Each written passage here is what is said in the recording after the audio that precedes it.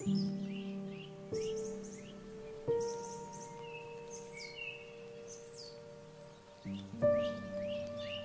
pemirsa yang budiman, yang sangat saya hormati di mana saja Anda berada. Selamat berjumpa kembali dengan saya Nuril Adam Ahmad Hilabi. Mudah-mudahan perjumpaan ini bukan untuk yang terakhir. Mudah-mudahan kita terus akan berjumpa dan berjumpa lagi untuk membincangkan sesuatu atau segala sesuatu yang akan bermanfaat untuk kita semua, untuk kaum muslimin semuanya. Assalamualaikum warahmatullahi wabarakatuh. Mudah-mudahan Anda semua ada di dalam lindungan Allah Subhanahu wa Ta'ala, ada di dalam keadaan yang menyenangkan dan membahagiakan. Mudah-mudahan Allah akan mempermudah semua urusan kita dan memperlancar rezeki kita. Amin ya rabbal alamin. Dan dijadikan kita hamba-hamba Allah yang termasuk di dalam pengisi surganya. Amin ya rabbal alamin. Alhamdulillahirabbil alamin. Assalatu wassalamu ala nabiyyina Muhammad wa ala alihi wa sahbihi. Para pemirsa yang budiman, marilah di waktu ini kita bahas walaupun secara sepintas tentang tujuan Allah dalam menciptakan manusia, bahkan jin sekalipun. Saya akan mulai bahasan ini dengan membaca satu ayat dari Al-Quran di dalam surat Adz-Dzariyat ayat nomor 56.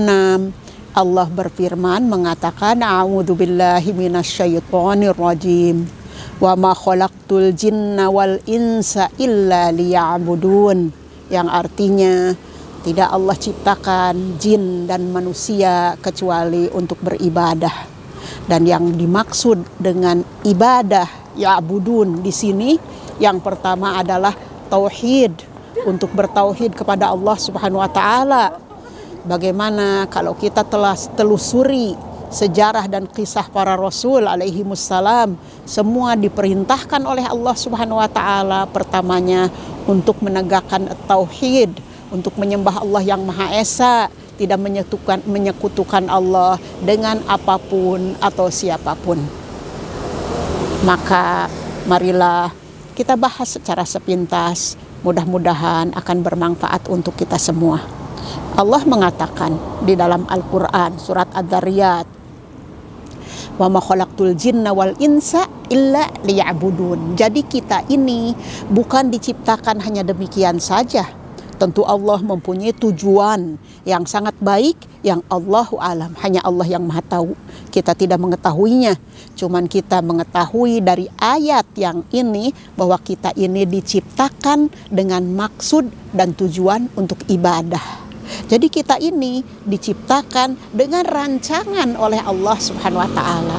Jadi tidak dibiarkan begitu saja kehilangan arah, tapi kita sudah tahu bahwa kita ini dirancang untuk melakukan ibadah. Jadi kita tidak usah mencari, tidak usah melakukan apa-apa yang tidak dituju oleh Allah Subhanahu wa Ta'ala.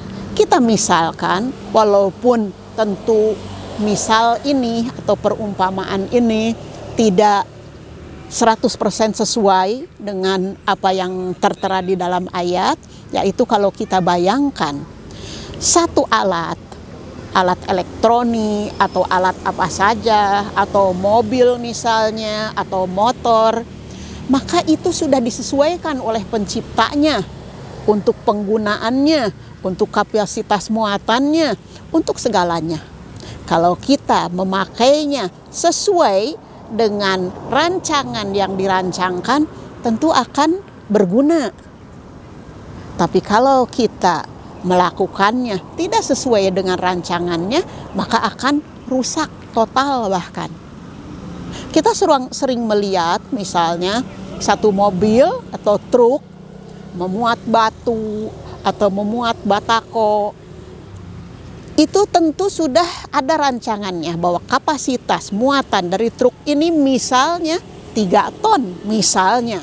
Karena saya juga tidak berpengetahuan di dalam hal ini. Tapi mengapa kita sering melihat di satu tikungan ada truk yang terbalik bermuatan batu yang demikian banyak.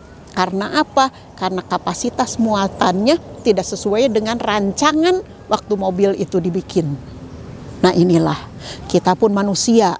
Kalau kita melakukan di dalam hidup kita ini, menjalankan apa yang diperintahkan dan dirancangkan oleh Allah untuk kita, tentu kita akan selamat dunia dan akhirat. Tapi kalau kita menyeleweng, tidak melakukan apa yang diperintahkan oleh Allah Subhanahu wa Ta'ala, tentu hidup kita tidak akan sempurna. Kita diciptakan oleh Allah bukan untuk berlomba-lomba mengumpulkan harta, bahkan itu ada suratnya lagi di dalam Al-Quran bahwa itu diancam oleh Allah Subhanahu wa Ta'ala. Tidak diperintahkan untuk mengejar ketenaran, atau tidak diperintahkan untuk mencari apa yang tidak diinginkan oleh Allah Subhanahu wa Ta'ala. Tentu hidup kita tidak akan selamat. Sedangkan Allah menyediakan untuk kita orang-orang yang menyesuaikan hidupnya dengan perintah Allah Subhanahu wa Ta'ala, mengisi hidupnya, menjalankan hidupnya dengan bertauhid kepada Allah Subhanahu wa Ta'ala, lalu menjalankan ibadahnya, mengisi hidupnya ini senantiasa dengan ibadah, maka dia akan selamat.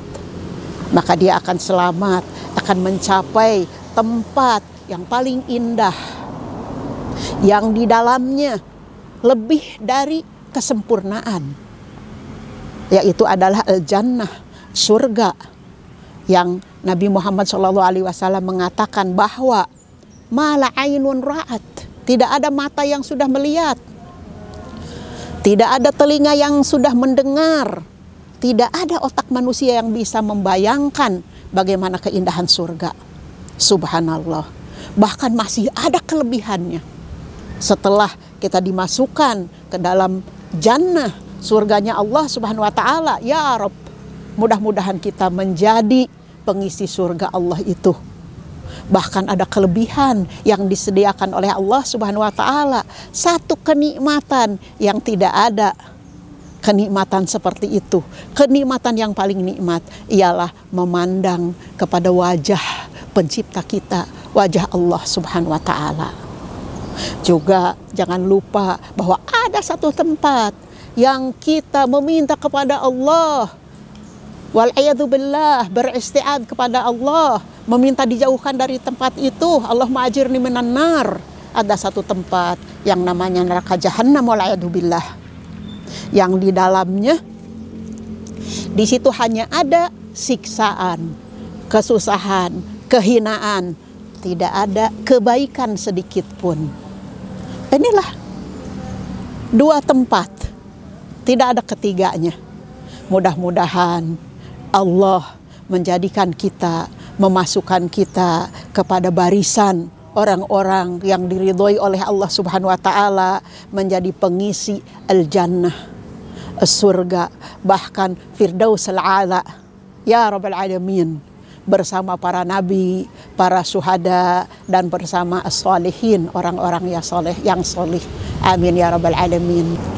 Saya selesaikan sampai di sini para pemirsa ceramah singkat ini dengan harapan mudah-mudahan berguna bagi diri saya sendiri dan bagi para pemirsa semuanya. Mudah-mudahan kita bisa mengambil hikmah dari apa yang kita baca, kita dengar, dan yang kita alami. Amin ya Rabbal Alamin. Juga para pemirsa yang budiman, saya mohon pada Anda semuanya untuk ridho memberikan kepada saya sekedar like atau comment dan share dan memberikan subscribe atas video saya ini. Amin ya Rabbal Alamin. Alhamdulillah Rabbil Alamin. Assalatu wassalamu ala nabiyil huda Nabi Muhammad sallallahu alaihi wasallam.